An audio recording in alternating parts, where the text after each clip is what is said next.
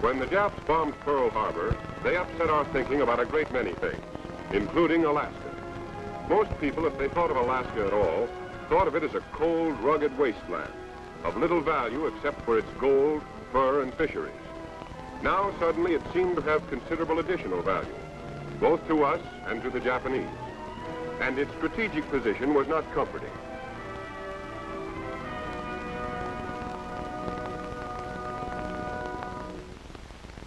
From Alaska, the Aleutian Islands stretched out invitingly toward a shrewd and daring enemy. The great Japanese air and naval base at Paramushiro was only 750 miles from Attu. Attu was only 1,200 miles from the mainland of Alaska. And Japs in Alaska would be a direct threat to the west coast of America and also to the interior.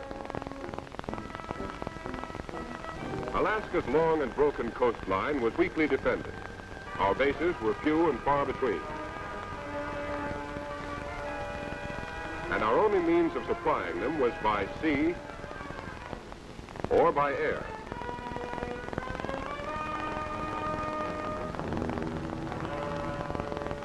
There was no overland connection across the wilderness of northwestern Canada. Not even a trail.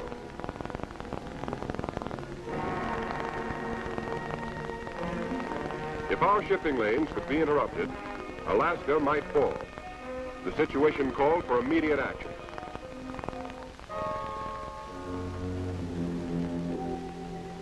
The Canadian government had already carved out a series of 5 airports between Edmonton, Alberta, and Whitehorse, Yukon Territory. And there were other fields in Alaska between the Yukon border and Fairbanks. With Canada's consent, the United States War Department decided to build a military highway from Rails End at Dawson Creek, British Columbia, to Fairbanks, Alaska, to link up and supply these airfields and to provide emergency access to Alaska for troops and materiel. This highway would extend roughly 1,500 miles, about the distance from Washington to Denver. The frontier town of Dawson Creek saw the arrival of the 1st Army Engineer Troops in March 1942.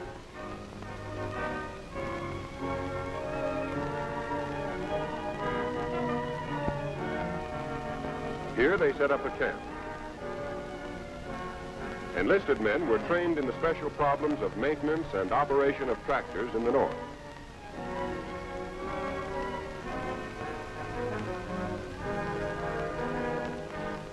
Their stiff workouts in sub-zero weather over the surrounding hills soon produced skilled cat skinners.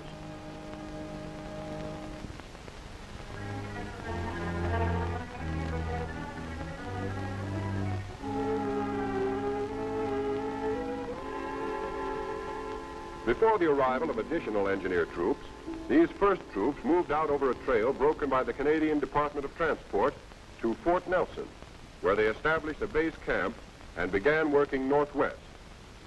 Other regiments entered the Yukon through Skagway and established a base at Whitehorse. They began working both northwest and southeast. Still other regiments entered Alaska at Valdez and moved up to a point in the interior. From here, they began working toward Fairbanks and toward the Yukon border. In all, there were 7 engineer regiments, or about 10,000 men. Their immediate job was to break through a pioneer road, a road without frills, but a road which could be used to supply the airfields and to construct a permanent road later.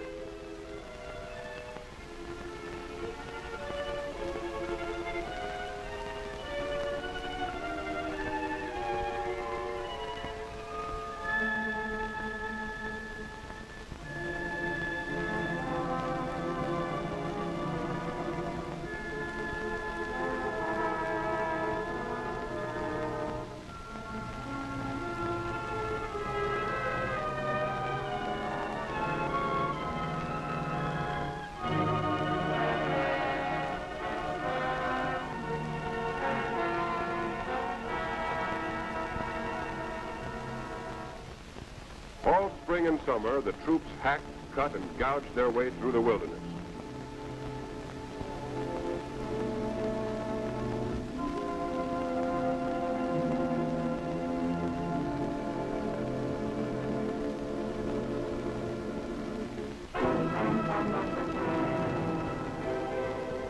There were colored as well as white troops.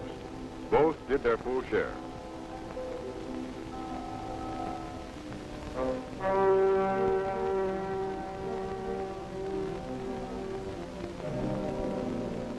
They cut around mountainsides and across valleys.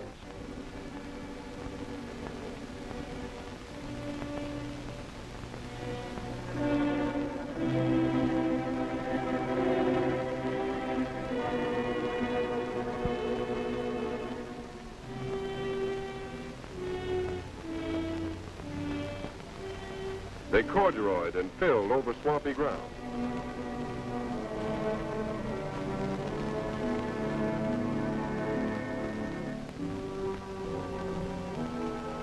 They slithered in the mud of thawing ground frost.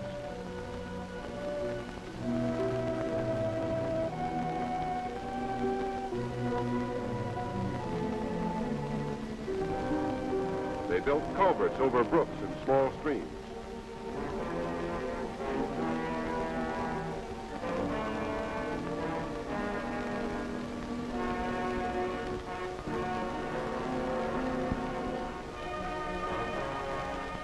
They built bridges over mountain torrents and full-fledged rivers.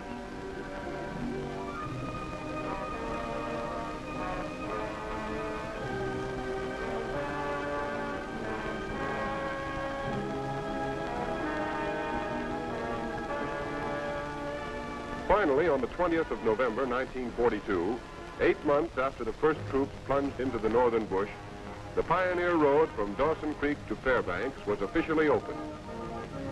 The freight rolled through.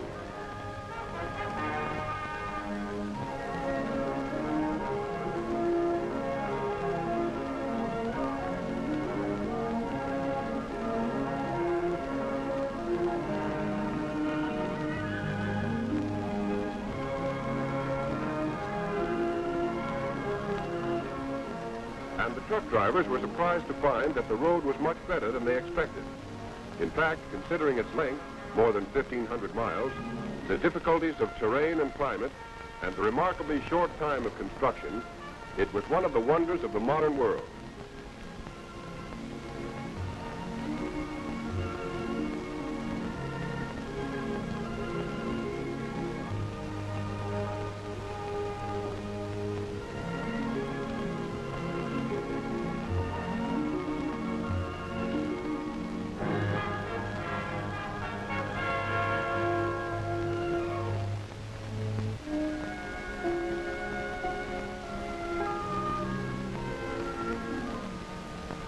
Fairbanks, the northern terminus, founded 40 years ago as a gold mining camp, was already a modern little American city in the heart of the Alaskan wilderness.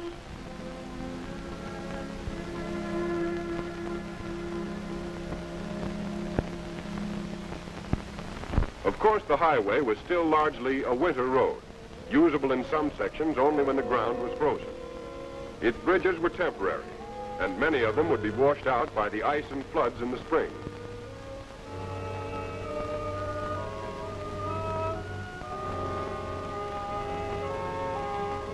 Even during the winter, bridges over active streams were sometimes covered by ice, and logs had to be laid across them and cemented in place by water to keep the trucks from breaking through. And there were other hazards. Active springs built up mounds of ice that had to be fought constantly.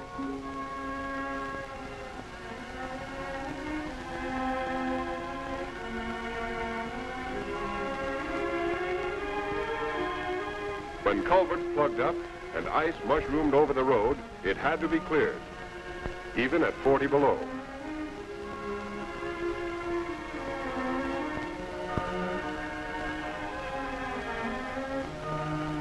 Or a truck might stall in a rut or ditch where ice was forming, and while the driver went for help, it would be frozen fast. At many points, the grades were too steep, especially when they became icy.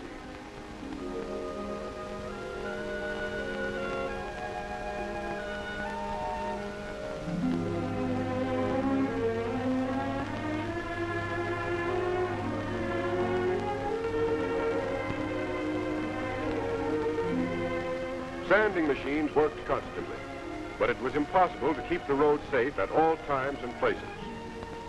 Even on the best sections, if drivers relaxed for a moment, they might find themselves in a ditch.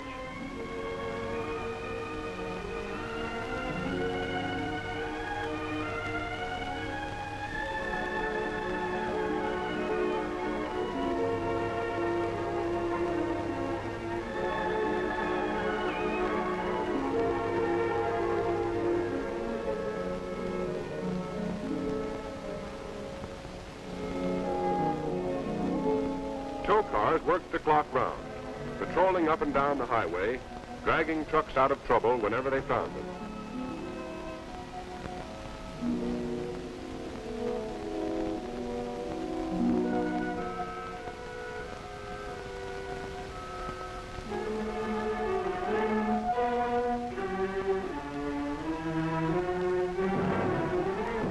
Control stations established at 100-mile intervals were manned by quartermaster troops who checked over and refueled each truck as it came through.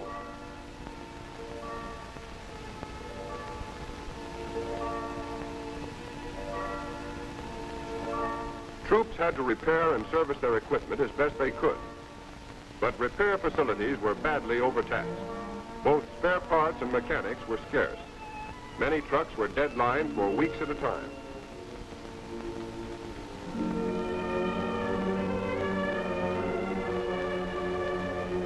At the start, troops working on the highway had only tents for living quarters.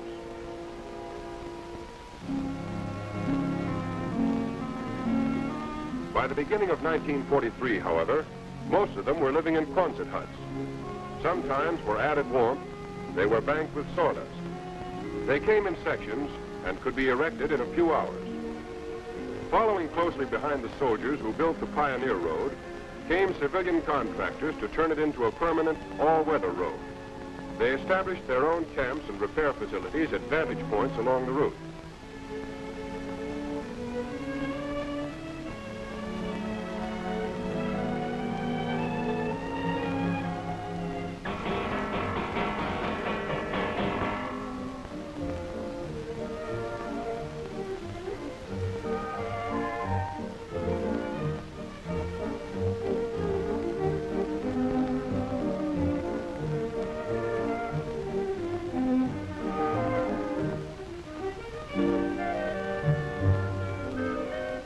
There were public road administration surveyors to relocate and improve the alignment of the road.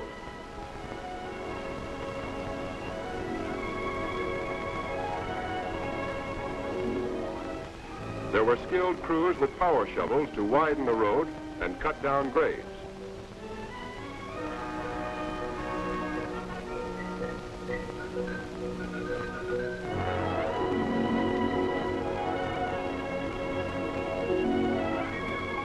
There were crews with trucks to haul gravel from the borrow pits, which were opened all up and down the highway.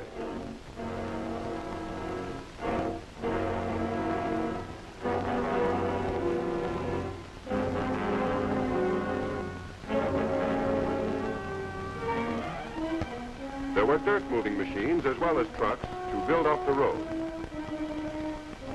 There were bulldozers to spread and pack the gravel.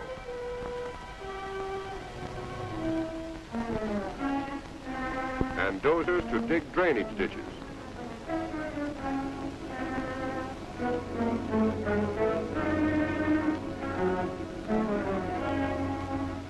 There were motor graders to smooth the surface. There were skilled structural workers and carpenters to build permanent bridges, replacing the temporary ones of the engineers.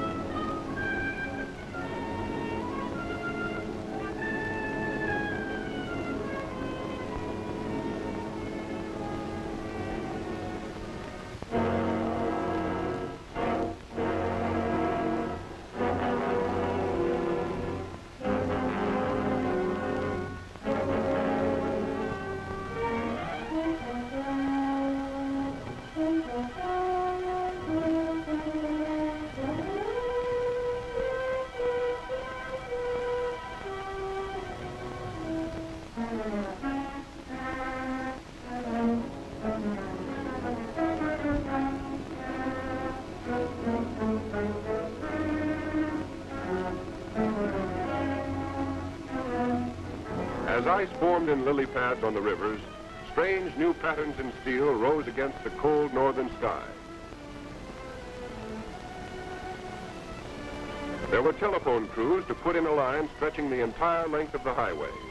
The Signal Corps directed the work, and its men did the pioneering.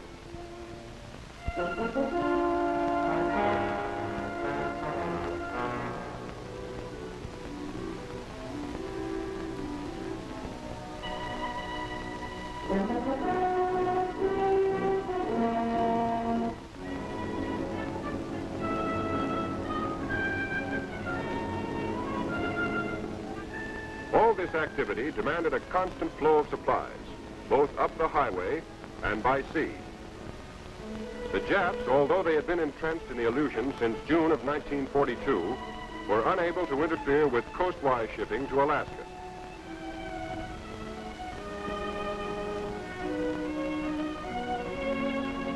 So it was possible to increase the volume of supplies moving in through Skagway.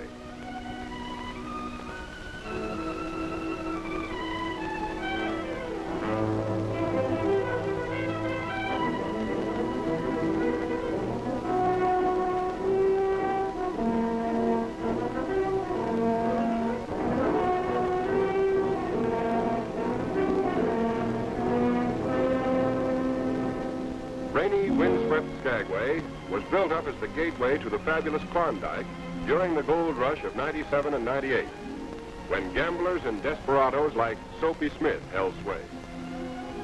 Then it became a ghost town, surviving only as a small port and railroad terminal, attracting a few hundred tourists each summer.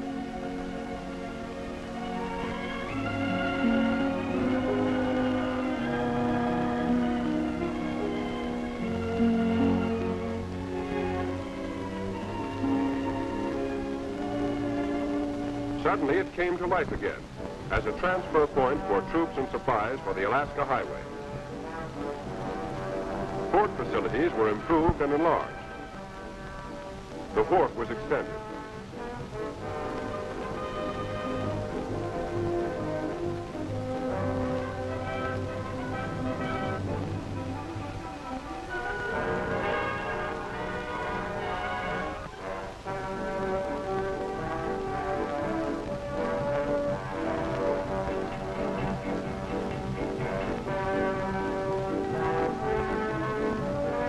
Now freighters coming up the inside passage from Prince Rupert in British Columbia could be unloaded quickly and easily.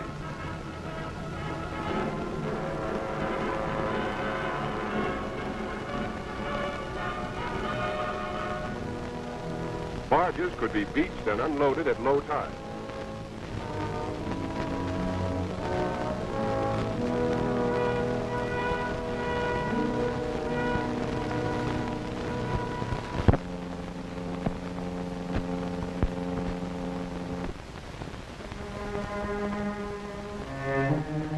From Skagway, supplies moved across the mountains on the narrow-gauge White Pass and Yukon Railway.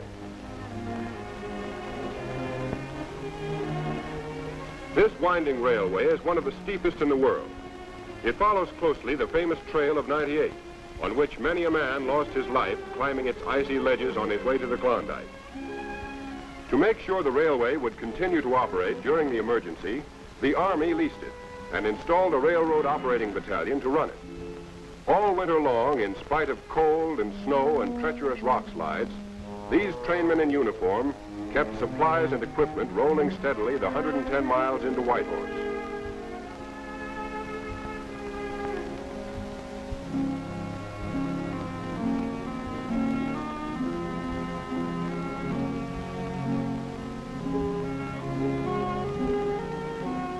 As an example of the railroad troops' devotion to duty, one engineer was awarded the Soldier's Medal for risking his life to save a train from destruction.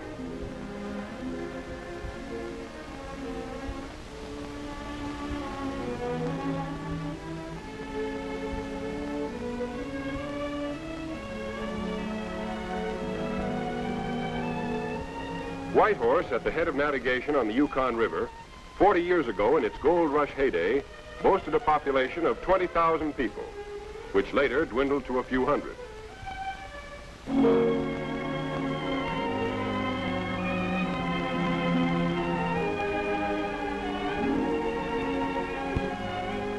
Now it was reawakening to the unfamiliar voices of soldiers and truck drivers and cat skinners.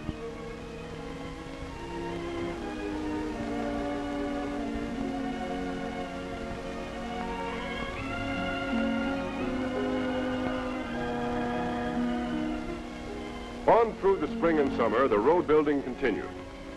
By now, there were 81 contractors and about 14,000 men scattered along the highway. Crews worked in 2 shifts of sometimes 10 and sometimes 11 hours each.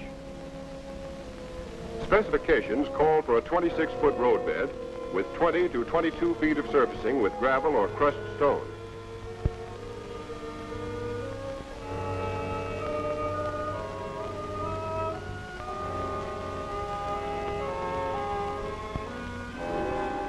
And in addition to the highway itself, an important supplement was being built, the Haines Cutoff. Running from Haines in the Alaska Panhandle, 160 miles north to a point on the highway 95 miles west of Whitehorse, the cutoff was designed to relieve the strain on the White Pass and Yukon Railway. It was begun in the spring of 1943, with engineer troops pioneering the road south from the Alaska Highway.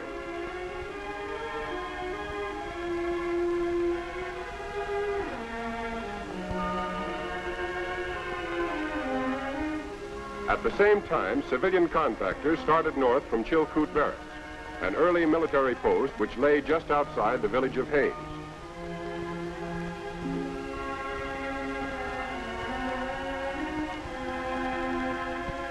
For the first 42 miles, an old motor road was improved, widened, and in places relocated.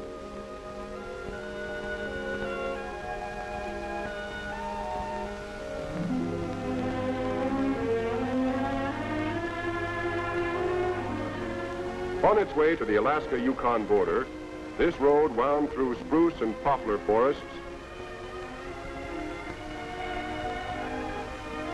over cold mountain streams, and through a sleepy Indian village.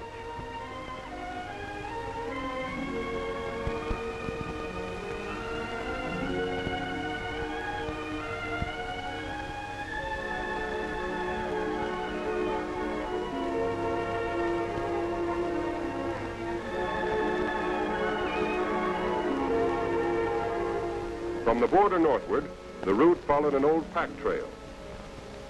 Here the contractors started from scratch, clearing timber, grading, and surfacing.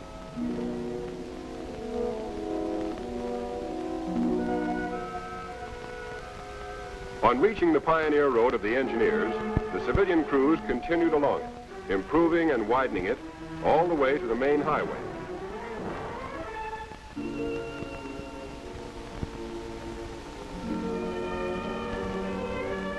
When the Haines Cutoff was finished in the fall of 1943, the Alaska Highway had an all-weather connection with Tidewater.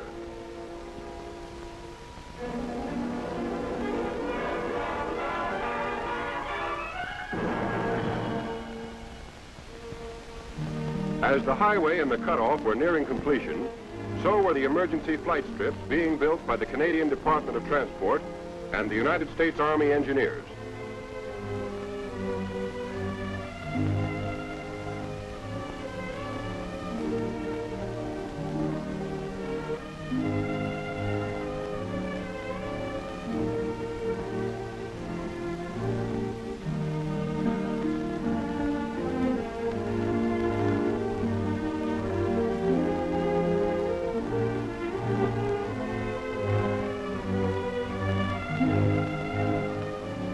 These strips were spaced between airports to provide a safe landing surface for pilots who suddenly ran into trouble.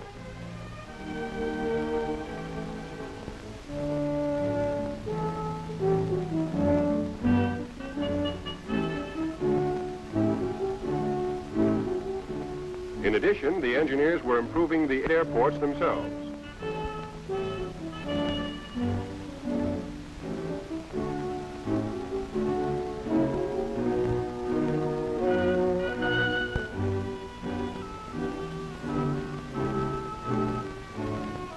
Extra hangars were built.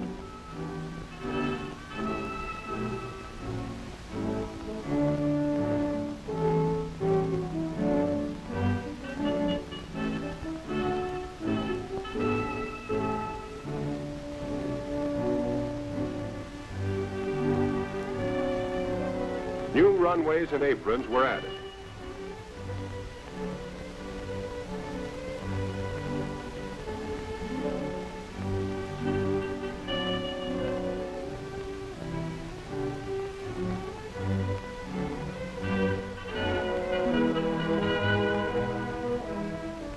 These airports were enlarged and the flight strips were built not only to speed American planes into Alaska, but also to service red-starred fighters and bombers being ferried on Lend-Lease direct to Russia.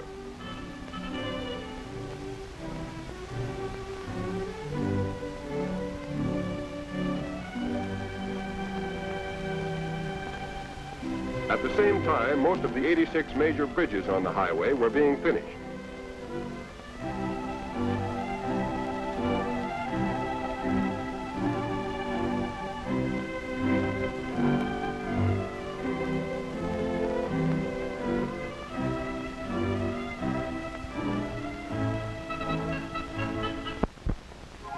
The largest of these was the Peace River Bridge, spanning one of the great rivers of the North.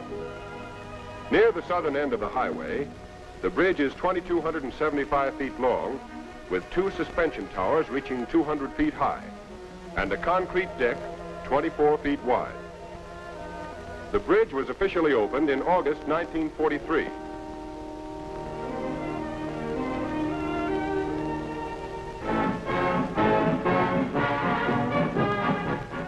Soldiers and construction workers came from various sections of the highway. There were officers and officials representing both the United States and Canada. There were speeches.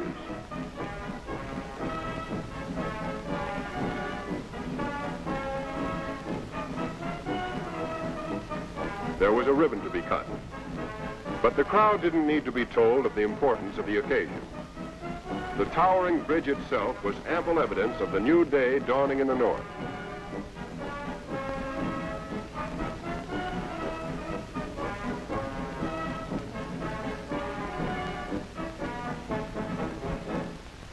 Now the lower half of the highway was finished.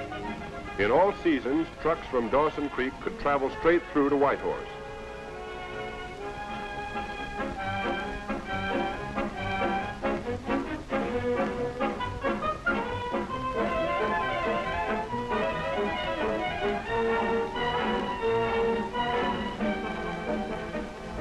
At intervals of about 100 miles, there were relay stations where the trucks were checked over and refueled.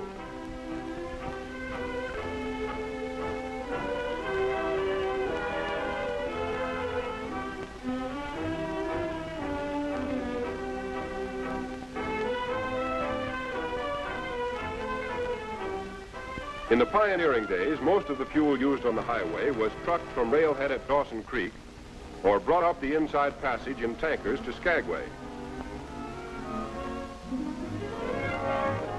But with the completion of the Canal project, with its refinery and network of pipelines, the Alaska Highway had its own fueling system. Oil from Norman Wells was refined at Whitehorse, and gasoline was pumped through supplementary pipelines to all points on the highway from Watson Lake to Fairbanks.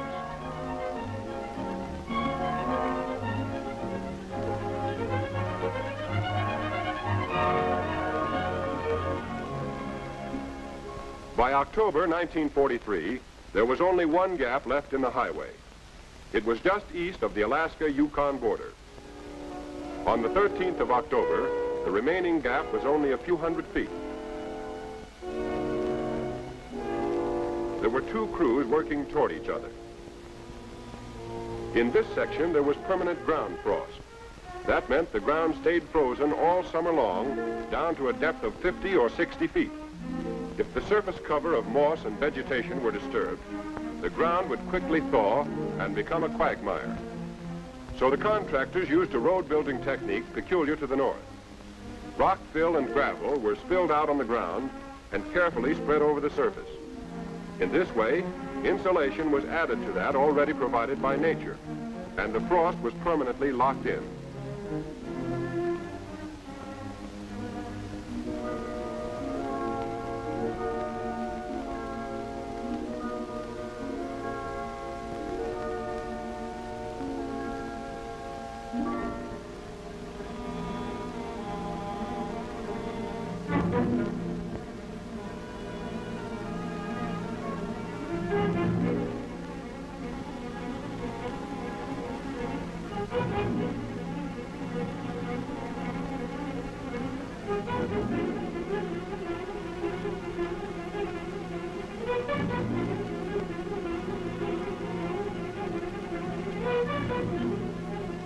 When the end was in sight, the truck drivers and cat skinners, the foremen and superintendents felt the growing excitement.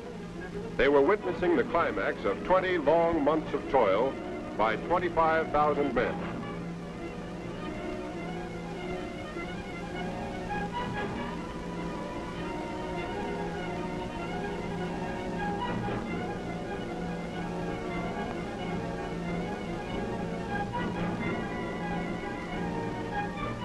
It was 6 o'clock.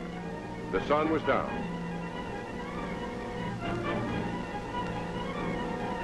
The bulldozers moved in. Their blades touched. The Alaska Highway was finished. A handshake in the gloom of an autumn evening marked the end.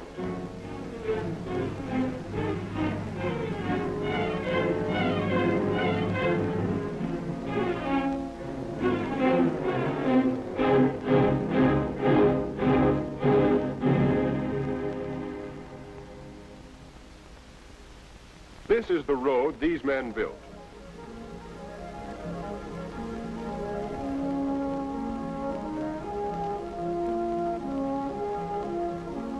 And this is a good road, as good as any graveled road in the world, better in alignment and grades than any road of comparable length on this continent.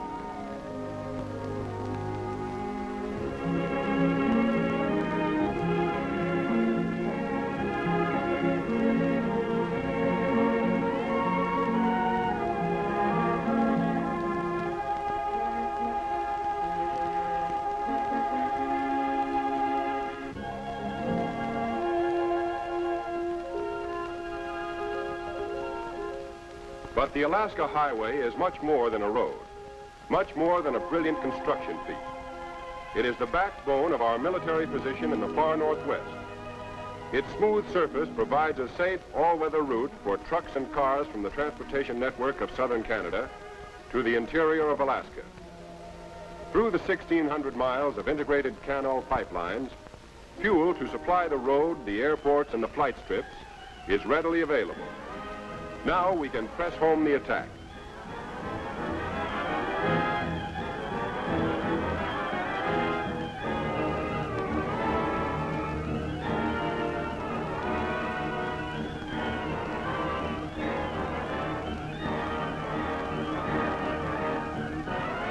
This is the road through the brooding wilderness. This is the wedge which has pried open the last great frontier of America. The key which has unlocked the treasure chest of Alaska and the Canadian Northwest.